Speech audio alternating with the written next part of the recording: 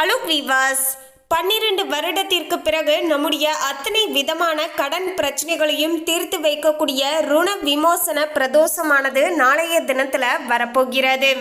நாளைய நாள் சரியாக ஒரு 90 நிமிடத்துல உங்களுடைய வீடுகளில் ரொம்ப எளிமையாக கிடைக்கக்கூடிய பச்சரிசி, வெல்லம் மற்றும் 5 ரூபாய் நாணயத்தை வைத்து இந்த ஒரே ஒரு பூஜையை மட்டும் செஞ்சு பாருங்க. உங்களுடைய வாழ்க்கையில இருக்கக்கூடிய அத்தனை விதமான கஷ்டங்களும் பெரிய பெரிய தோஷங்களும் உடனடியாக பார்த்தீங்கன்னா நீங்க பெறுங்க. அப்படிப்பட்ட மிக மிக அற்புதமான சிறப்பு வாய்ந்த நாளாக நாளைய நாள் அமைஞ்சிருக்குங்க. மீண்டும் இது போன்ற ஒரு நாளை தேடினாலும் நமக்கு கிடைக்காதுங்க. அப்படிப்பட்ட மிக மிக அபூர்வமான நாளாக நாளைய நாள் அமைஞ்சிருக்குங்க. ஸோ நாளைய நாளை தவற விச்சாதீங்க. இந்த ஒரு பூஜையை மட்டும் ஒரு 5 நிமிடம் ஒதுக்கி மனதார பார்த்தீங்கன்னா நம்பிக்கையோடு செஞ்சு பாருங்க. அதன் பிறகு இதனுடைய மகத்துவமும் மாற்றமும் என்ன அப்படிங்கிற விஷயத்தை நீங்களே பரிபூர்ணமாக உணர்ந்து கொள்வீர்கள். பிறகு மாதந்தோறும் வரக்கூடிய பிரதோஷ தினத்தன்று நீங்களே பார்த்தீங்கன்னா தன்னால் இந்த பூஜைகளை செய்துட்டு வருவீங்க. குறிப்பாக வீட்டில் கடன் பிரச்சனைகள் இருந்து கொண்டு இருக்கவர்கள் என்னதான் கடினமாக உழைத்தாலுமே உழைத்த பணத்தை சேமித்து வைக்க முடியாத அளவுக்கு ஏதாவது ஒரு செலவுகளானது வந்து கொண்டே இருக்கு. இதன் மூலமாக வாங்கிய கடனையும் அடைக்க முடியாத ஒரு சூழ்நிலையானது ஏற்பட்டு கொண்டே இருக்கிறது. இதன் மூலமாக குடும்பத்தில் அவ்வப்போது சண்டை சச்சரவுகளும் ஏற்பட்டு கொண்டே இருக்கு அப்படின்னு சொல்லக்கூடியவர்கள் நாளைய தினத்தில் வந்திருக்கக்கூடிய இந்த ஒரு பிரதோஷத்தை தவற வச்சாதீங்க.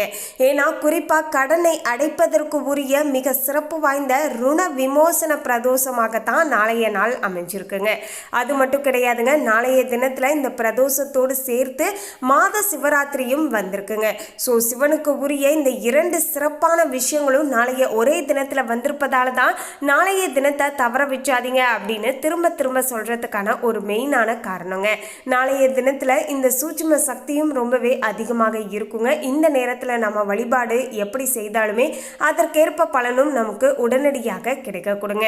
ஸோ நாளைய நாள் பச்சரிசி, வெல்லம் மற்றும் 5 ரூபாய் வைத்து எப்படி பூஜை செய்யணும், எந்த நேரத்தில் செய்தால் உகந்ததாக இருக்கோ அப்படிங்கிற எல்லா விஷயத்தையும் டீட்டெயிலாக தெரிந்து கொள்ளலாம். அதுக்கு முன்னாடி இன்னும் நம்ம சேனலை சப்ஸ்கிரைப் பண்ணலன்னா சப்ஸ்கிரைப் பண்ணிடுங்க. அப்படியே பக்கத்தில் இருக்கக்கூடிய பெல் ஐக்கானையும் ப்ரெஸ் பண்ணுங்க. வாங்க வீடியோக்குள்ளே போகலாம். 4/6/2024 நாளைய நாள் செவ்வாய்க்கிழமை, அதாவது மங்களகரமான நாள் என்று சொல்லக்கூடிய இந்த ஒரு செவ்வாய்க்கிழமை அன்றே பார்த்தீங்கன்னா சிவபெருமான வழிபாடு செய்வதற்கு உரிய பிரதோஷமானது வந்திருக்குங்க. இதோடு சேர்த்து சிவபெருமான வழிபாடு செய்வதற்கு உரிய மாத சிவராத்திரியும் நாளைய தினத்தில் நமக்கு சேர்ந்து வந்திருக்குங்க.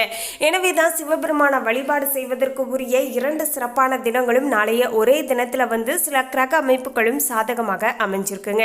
கிட்டத்தட்ட 12 வருஷத்துக்கு அப்புறமேட்டு மீண்டும் இது போன்ற ஒரு அற்புதமான நாளாக நாளைய நாள் அமைஞ்சிருக்குங்க.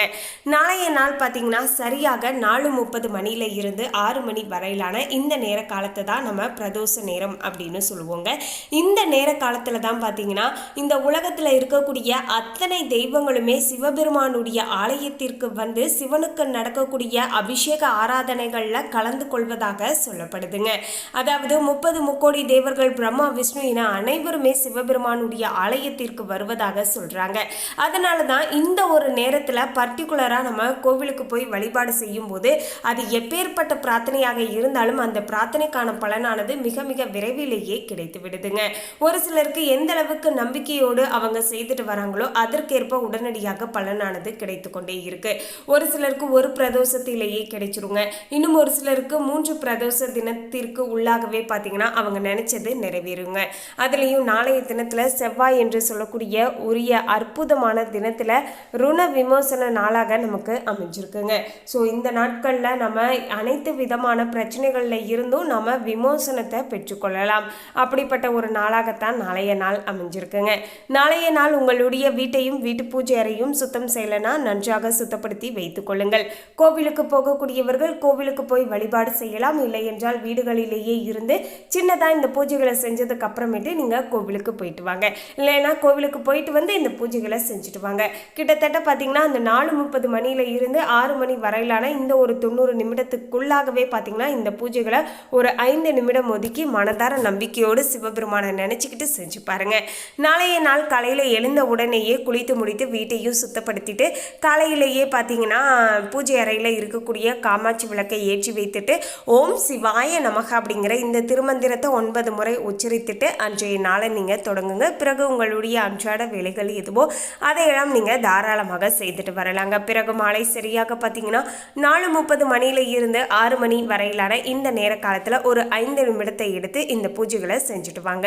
கோவிலுக்கு போகக்கூடியவர்கள் கோவிலுக்கு போயிட்டு அங்கே சிவபெருமானுக்கு பார்த்தீங்கன்னா அபிஷேக பொருட்களை வாங்கிட்டு போய் கொடுங்க. முடிஞ்ச அளவுக்கு பார்த்தீங்கன்னா பசும் வாழை போயிட்டு வாங்கிட்டு போய் கொடுங்க. சந்தனம், கரும்பு சாறு, வில்வ இலை இது போன்ற பொருட்களை நீங்கள் சிவபெருமானுக்கு வாங்கிட்டு போய் கொடுக்கலாங்க. அதனை தொடர்ந்து வீடுகளில் நான் பூஜை செய்யணும் அப்படின்னு சொல்லியிருந்தேன் இல்லையா, அதற்கு என்ன பண்ணணும் அப்படின்னு கேட்டிங்கன்னா சரியாக பார்த்தீங்கன்னா 4:30 6 மணி வரையிலான இந்த நேர காலத்தில் நீங்கள் வந்து சிவபெருமானுக்கு உரிய படத்தை நீங்கள் எடுத்து கிழக்கு பக்கம் பார்த்தவாறு வைத்து கொள்ளுங்கள். பிறகு அந்த படத்திற்கு மஞ்சள் குங்குமம் வைத்து கொள்ளுங்கள். அதே போல் வில்வ இலைகள் இருந்தால் அதை மாலை கட்டி அனுப்பிச்சிருங்க. வில்வ இலையை மாலை கட்டுவதற்கு முன்பாக பார்த்தீங்கன்னா உங்களுடைய வாழ்க்கையில் கடன் பிரச்சனைகள் அதிகமாக இருக்குது அப்படின்னா கடன் பிரச்சனை தீரணும், தொழிலில் மாற்றம் ஏற்படணும் அப்படின்னு வேண்டிக்கிட்டு அந்த மாலையை கட்டுங்க. அதே போல் திருமணம் நடக்கணும்னா வேண்டிக்கிட்டு அந்த மாலையை கட்டுங்க. குழந்தை பாக்கியம் கிடைக்கணும்னா அதை வேண்டிட்டு மாலை கட்டுங்க. இப்படி உங்களுக்கு எந்த பிரச்சனைகள் இருக்கோ, எந்த ஆசைகள் நிறைவேறணுமோ அதை நீங்கள் மனதார நினச்சிக்கிட்டு அந்த மாலையை கட்டி சிவன் கிட்ட போட்டுருங்க. பிறகு பார்த்தீங்கன்னா ஒரு சின்னதாக தட்டு எடுத்து வச்சுக்கோங்க. அந்த தட்டில் பார்த்தீங்கன்னா பச்சரிசியை கொட்டி பரப்பி வச்சுடுங்க.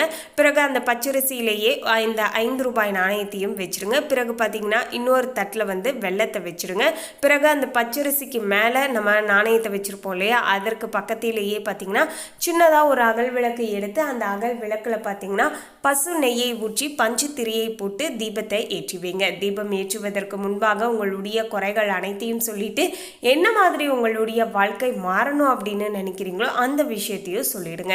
அதாவது கடன் பிரச்சனை இருந்ததுன்னா கடன் பிரச்சனை தீர்ந்து செல்வ செழிப்போடு ஆரோக்கியத்தோடு சந்தோஷமாக இருக்கணும் குடும்பத்தில் அப்படின்னு சொல்லிட்டு அந்த தீபத்தை ஏற்றுவீங்க. இப்படி உங்களுடைய பிரச்சனைகள் எதுவாக இருந்தாலும் அந்த பிரச்சனைகள் தீர்ந்து சந்தோஷமாக வாழணும் அப்படின்னு சொல்லிட்டு நீங்கள் மனதார நினச்சிக்கிட்டு நீங்கள் அந்த விளக்கை ஏற்றி வைக்கணுங்க. நல்லா ஞாபகம் வச்சுக்கோங்க, என்ன பிரச்சனையோ அதை சொல்லிட்டு அந்த பிரச்சனை சரியாகி எப்படி நம்முடைய வாழ்க்கை இருக்கணுமோ அதையும் நீங்கள் அந்த கடவுள்கிட்ட சொன்னதுக்கு அப்புறமேட்டு தான் அந்த விளக்கை நீங்கள் ஏற்றி வைக்கணுங்க.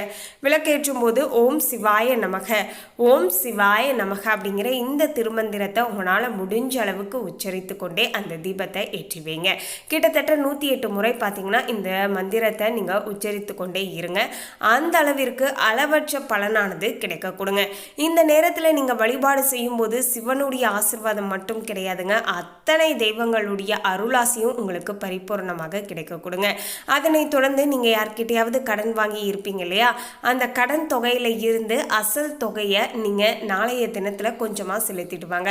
அது வந்து ஒரு 100 ரூபாயாக இருந்தாலும் பரவாயில்லைங்க, வட்டி செலுத்தக்கூடாதுங்க. வட்டி செலுத்தினீங்கன்னா தொடர்ந்து வட்டி செலுத்தக்கூடிய ஒரு நிலையே ஏற்பட்டு இருக்கும். ஸோ பார்த்தீங்கன்னா அசல் தொகையில் இருந்து கொஞ்சம் அமௌண்ட்டை பார்த்தீங்கன்னா நீங்கள் நாளைய தினத்தில் கட்டிட்டு வாங்க.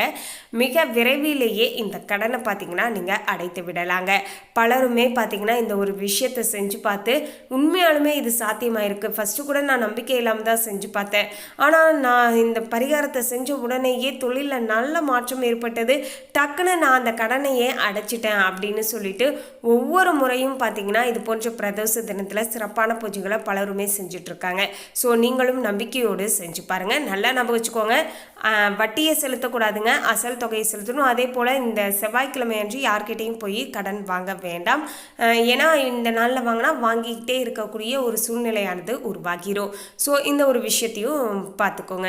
அடுத்து பார்த்தீங்கன்னா பூஜைகள் அனைத்துமே தீபதூப ஆராதனை காட்டி பூஜைகள் அனைத்துமே முடிஞ்சதுக்கு அப்புறமேட்டு பூஜையில் ஒரு நைவேத்திய பொருளையும் வைத்து நீங்கள் வழிபாடு செய்து பூஜையை நிறைவு பெற்றுக்கோங்க. பிறகு பார்த்தீங்கன்னா அந்த நைவேத்திய பிரசாதத்தை வீட்டில் இருக்கக்கூடியவர்களிடம் கொடுங்க. பிறகு அந்த 5 ரூபாய் நாணயத்தை பச்சரிசியில் வச்சோம் இல்லையா, அந்த நாணயத்தை எடுத்து ஒரு மஞ்சள் துணியில் முடிச்சு போட்டு வச்சிருங்க.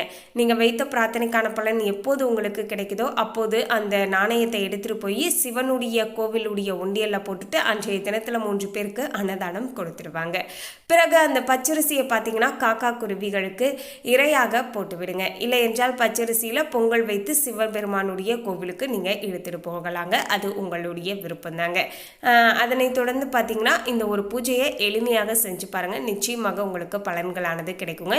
இந்த பூஜையை செஞ்சதுக்கு அப்புறமேட்டும் கோவிலுக்கு நீங்கள் சிவபெருமானுடைய கோவிலுக்கு சென்று பிரதோஷ பூஜையில் கலந்து கொள்ளலாம். இல்லை என்றால் கோவிலுக்கு போயிட்டு வந்து கூட இந்த பூஜையை செய்யலாம். ஆனால் ஆக மொத்தம் 4:30 மணியில இருந்து 6 மணி வரையிலான இந்த நேர காலத்துக்குள்ள பார்த்தீங்கன்னா இந்த பூஜையை நீங்கள் செய்துட்டு வரணுங்க. மேலும் இந்த தகவலை பற்றிய உங்களுடைய கருத்தை கமெண்ட்ல பதிவு பண்ணுங்க. இந்த தகவல் உங்களுக்கு பிடிச்சிருந்தா லைக் பண்ணுங்கள், ஷேர் பண்ணுங்கள். இது போன்ற சுவாரஸ்யமான தகவலை தெரிந்து கொள்ள சேனலை சப்ஸ்கிரைப் பண்ணுங்கள். தேங்க்யூ.